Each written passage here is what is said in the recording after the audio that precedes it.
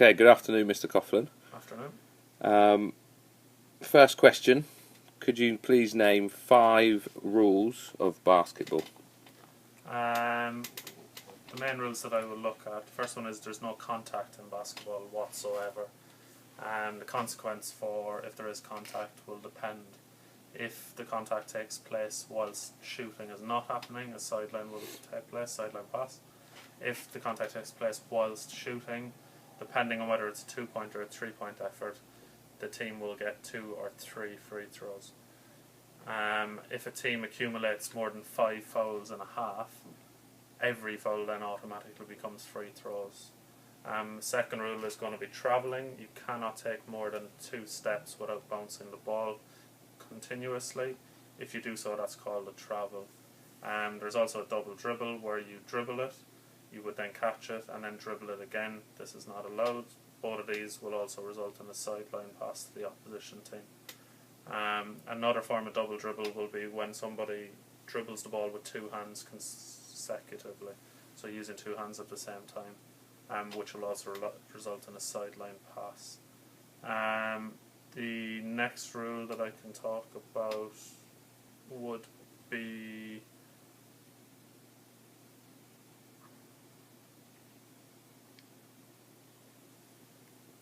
fouls. If I look at the amount of fouls per player, a player is normally allowed 5 fouls or 6 fouls in a 48-minute game before they are fouled out, and they are allowed to be replaced by a member of their team. Would you like me to talk about some regulations? Or? Please, yep, some regulations of basketball. Okay, so there's 5 players per team. There's normally 12 in a squad. In official competitions, this may vary depending on the level of competition. There's 2 points for shots inside the 3-point line and 3 points for outside.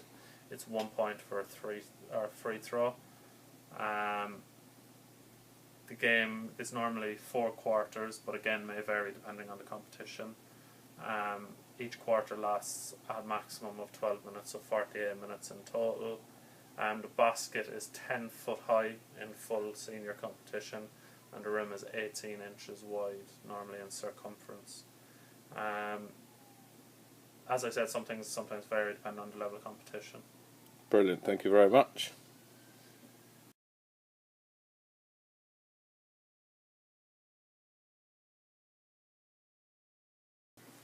Okay, moving on to section 2, observation and analysis. Could you choose a technique of your choice from your sport and list the points of good technique? Okay, I'm going to focus on passing. The person I'm going to use as my descriptions is LeBron James, who's one of the best basketball players in the world. So the first thing that's important in passing is eye contact. So you want to make eye contact with the person you're passing towards so they are aware. You would start with the ball near your chest or near your body.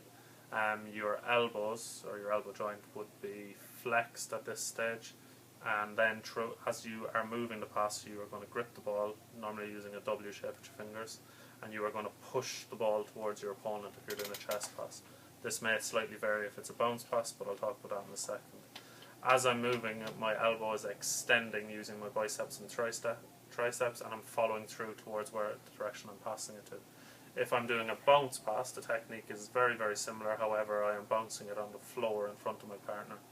I might use a chest pass if my partner is open, and a bounce pass if there's somebody in the way of us so that I can get around them. They would be the most common types of passes.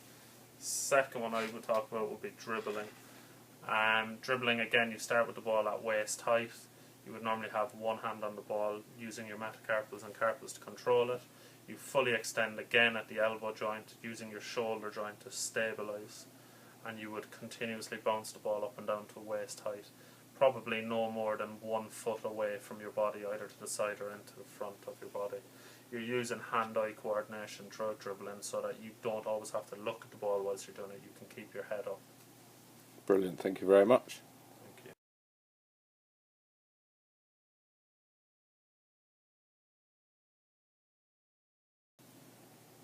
Okay, section 3, evaluating and recognising strengths and weaknesses. From a video you have watched, could you analyse a performance looking at their strengths and weaknesses, please? Okay, so again, the person I used for this was LeBron James, competing in the NBA Finals last year. His major strengths were linked to his components of fitness. So we had agility and speed. He constantly was able to run past opponents and change direction very quickly to outwit them. From a technical point of view, his major strength was his passing. He always seemed to know where a free opponent or free teammate was, and always managed to outwit his opponents through quick passing, identifying where there was overloads, where there was more of his teammates compared to defenders. Some of his weaknesses would have been around his cardiovascular fitness.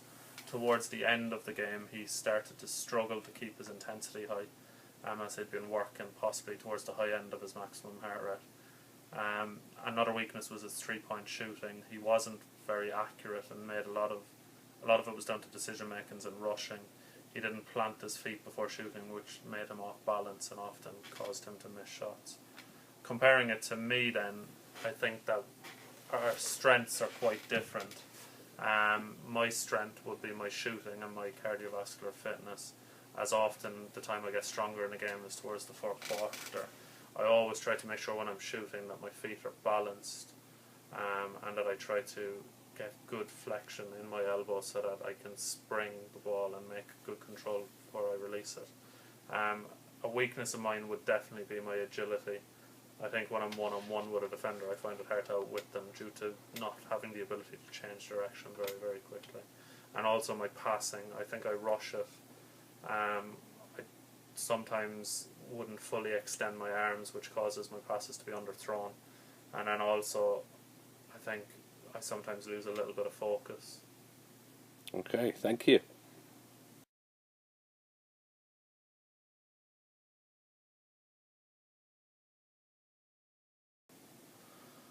Okay, the final section, which is about planning strategies. What tactics could you use to improve an individual or team's performance? Much will come down to the team you're playing against. If I was playing against a very, very stronger team, particularly if they had strong individuals, defensively I would use man marking, so I would put my best defender on their best attacker, who would try to neutralise them throughout the game. If I was a bit more confident and their strengths were more varied across lots of players, I would use zonal schemes. So I would either use a 2-3 or a 3-2. So a 2-3 would mean 2 players pushing out and 3 players taking up zones underneath the basket. A 3-2 is the opposite way, with 3 at the top of the key and 2 nearer the basket. This would allow people to cover zones and swap defenders over if there was lots of movement. If I was playing against a very strong team and I had lots of speed, from an attacking point of view I would use a fast break, where by the minute we'd intercept the ball or a shot had been made, my teammates would run as quick as they could down the court, trying to stretch the defence, and then that would give me, the point guard, opportunity to either dribble really quickly to the other side of the court or make a really big outlet pass to one of my teammates who's running through. Fantastic. And the last question, if you were given a group of Year 8 pupils to train, can you give some examples of practices you might use? Well, the first thing I would do is I would use the layup, as I think it's the most important skill in basketball, outside of passing, and as they're Year 8 you would hope they have a decent level. Do you mind if I show you on the whiteboard? Yeah, absolutely. So all I would do, if this is my basket here, I would start, and this is my 3-point line, I would start a line here and a line here. As this person runs in to do the layup, this person is following in to do a rebound. So as the layup goes up, this comes down, this person is trying to get the rebound. They would then pass it back to this line and follow their pass. The person here who's just taking a shot goes to the back of the rebounding line. You can set it up as many times around as many things as you want, and it's a really good way to focus students on both rebounding and layups. Brilliant, thank you very much. That is you done. Thank you.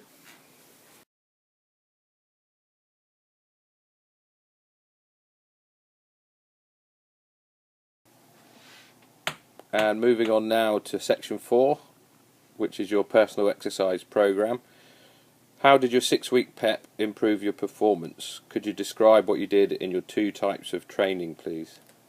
So my PEP, what we did at the start is we done a number of fitness tests, including the bleep test or the 12-minute run.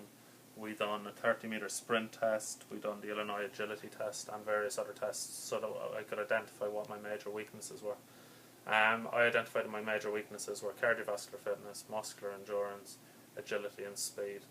Although cardiovascular fitness could also be seen as one of my strengths.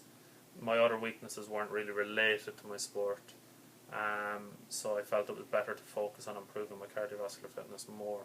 I then put together two types of training. I looked at continuous training and circuit training. In continuous training, it was mainly focused around the 12-minute run. So what I started to do was, in my first week, I went for a 20-minute continuous run at a steady pace. In week 2, I increased that to 25 minutes, and week 3 to 30 minutes, just so I could make it more difficult on myself using progressive overload. As I got into weeks 4, 5 and 6, I again reduced the time back down, but I was trying to go for a further distance, so that using my goals to try and improve my distance. With circuit training, I concentrated on 8 stations, 2 stations per component of fitness. So for example, for cardiovascular fitness, I done shuttle runs and step-ups. For muscular endurance, I done press-ups and squat jumps. For speed, I looked at 5-meter sprints and I looked at ladders. And for agility, I looked at a 3-cone drill where I was changing direction very quickly, and also some drills on ladders. What I did to make this specific to me and to each component of fitness is I changed the amount of time on each. So for the cardiovascular stations, on my first rotation I done 45 seconds, my second one 50, and my third one 1 minute. This showed progressive overload, but also was specific, so I was working for a period of time. Compared to speed, I worked for 20, 25 and 30 seconds, as it was working at in my anaerobic zone, so above 90% of my maximum heart rate. So I wanted to really work the specific components of fitness. At the end of my PEP then, I retested myself, and across all areas I actually had improved my scores. Fantastic, thank you.